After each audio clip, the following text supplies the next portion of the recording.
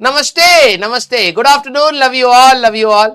जय श्री कृष्ण, राधे राधे, राम राम भाई सारे आने जल्दी से आजिए क्लास में। मेरा नाम है राजवंत सिंह और मैं आप सभी का स्वागत करता हूं अर्जुना जेई 2025 बैच में। Centre of mass and system of particles में हम लोग आ चुके हैं। हमारा नेक्स्ट पार्ट है कोलिजन्स वाला पार्ट, जो आपका कंपटीशन जनरली छोड़ के बैठेगा और आप सभी लोग अच्छे से करके बैठेंगे।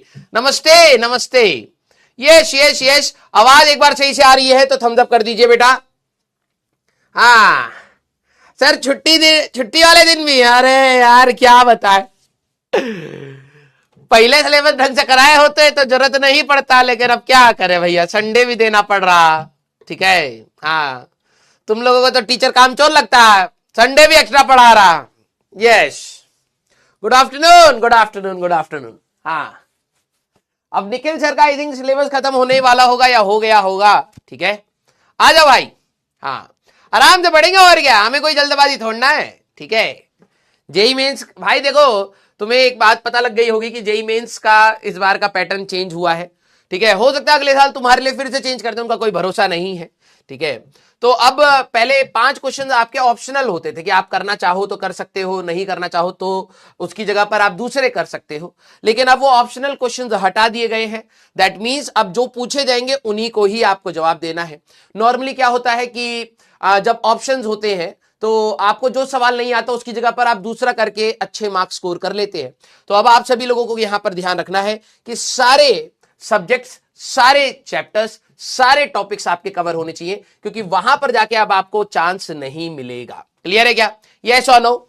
हाँ, जिन बच्चों को अपने एग्जाम से ज्यादा क्रिकेट मैच की टेंशन पड़ी है, बेटा हर साल मैं आपको बता बता के थक चुका हूं, 14 लाख के आसपास के बच्चे बैठेंगे, 10-12 लाख होंगे, कभी 14 लाख होंगे, कभी 15 लाख होंगे।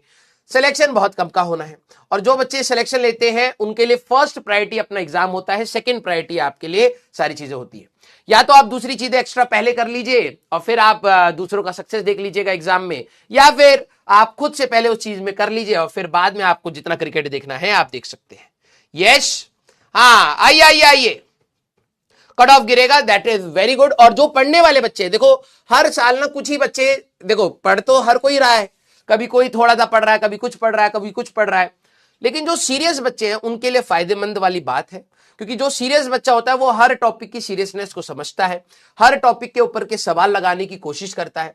और जेई मेंस अगर आप देखें तो ऐसा नहीं है कि वो मेजर टॉपिक से ही सवाल पूछ रहा है, छोटे छोटे सवाल भी वो जेई मेंस पूछता है, सब्जेक्टिव भी पूछता है। और इस साल मुझे जहां तक लगता है कि पेपर भी शायद थोड़ा सा कठिन एंड पर आने वाला है, क्योंकि पिछले साल जो नीट में कहानी हुई है कि बहुत सारे बच्चों का AIR आ गया था, फुल मार्क्स कई सारे बच्चों के आ गए थे। ठीक है, तो वो जेई मेंस में रिपीट ना हो, नहीं तो बहुत बड़ा बवाल होगा। तो इसलिए मुझे जहां तक लगता है इस बार पेपर कठिन बनेगा, और हो सकता है आपके वाला भी कठिन ही बने। ठीक है, तो अभी से अगर आप सभी लोग सीरियसली पढ़ाई करेंगे तो डेफिनेटली सिलेक्शन हो सकता है। कल आप सभी लोगों का एक हाँ बैकलॉग बैकलॉग बैकलॉग, ठीक है, तो अभी आप सभी लोगों के पास इनफ टाइम है कि आप आराम से पढ़ना चाहें तो पढ़ सकते हैं। और मैं आप सभी लोगों को बोल रहा हूं, जो भी बच्चे इधर उधर की बात कर रहे, ठीक है, सबका समय आता है।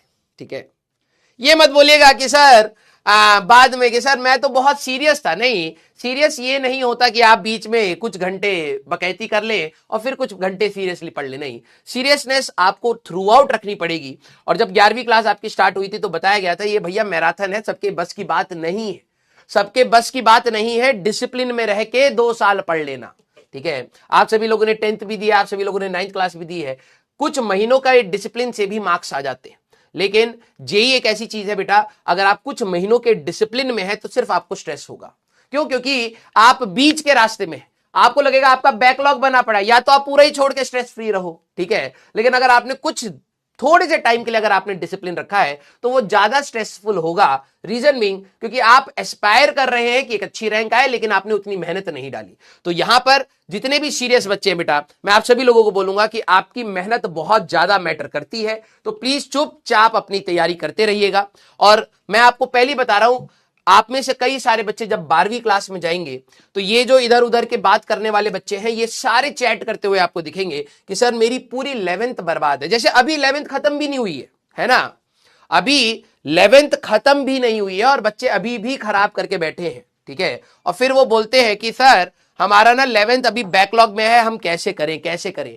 तो आप इसको अगर एक्सटेंड कर दोगे, ठीक है, अगर आप इसको फिर से मेहनत ना करके सिर्फ रोने धोने से एक्सटेंड कर दोगे तो आपकी सही में 11th खराब हो जाएगी।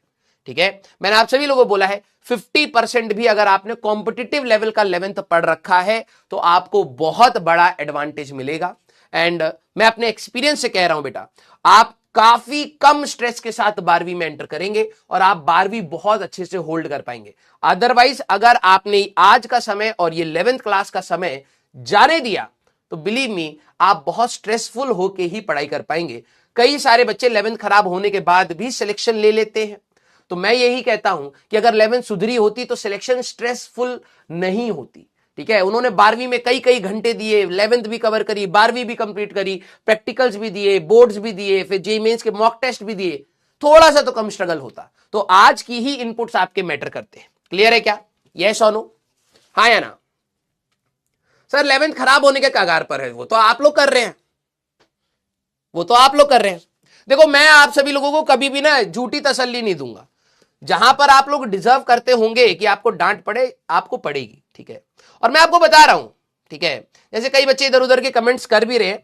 ठीक है, मुझे आपका करियर, जैसे आप लोगों ने 10th दे लिया ना, ठीक है, आप लोगों को शायद विश्वास नहीं होगा कि सर कितना सच बोल रहे हैं।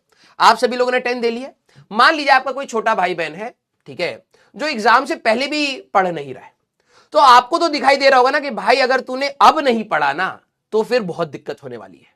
ठीक है, ये आप लोग फील कर सकते हैं। आप उसको गड्ढे में गिरते हुए देख रहे होंगे, आप उसको बोलेंगे भाई पढ़ ले, भाई पढ़ ले, इस सब्जेक्ट को पढ़ ले, अभी ऐसे पढ़ ले, वैसे पढ़ ले। तो तुम अपनी राय देते हो, अपने एक्सपीरियंस से दे रहे होते हो। और अगर आपका छोटा भाई या छोटी बहन अगर उसको फॉलो नहीं कर रहा होगा तो आपको पता होगा कि भाई नहीं फॉलो करोगे तो गड्ढे में गिर जाओगे, और फिर वहां से उठने के लिए फिर आपको एफर्ट्स और लगाने पड़ेंगे।